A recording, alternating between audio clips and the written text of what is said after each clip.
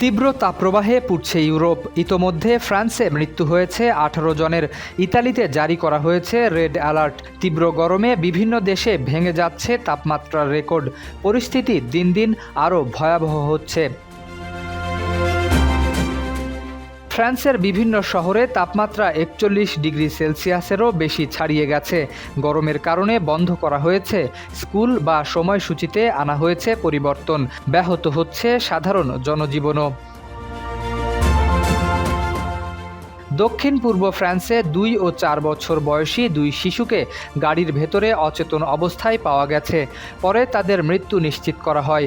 এছাড়া বোর্দো অঞ্চলে ৩ জন বয়স্ক ব্যক্তি তাপজনিত স্বাস্থ্য সমস্যায় মারা গেছেন। গরম থেকে বাঁচতে পানিতে নেমে আরও ১৩ জনের ডুবে মারা যাওয়ার খবর পাওয়া গেছে।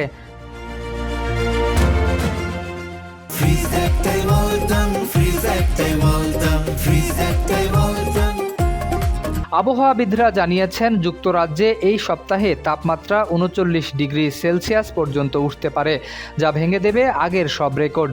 বিশেষজ্ঞদের মতে, ইউরোপে ওমেগা ব্লক নামের একটি আবহাওয়াগত পরিস্থিতি তৈরি হয়েছে।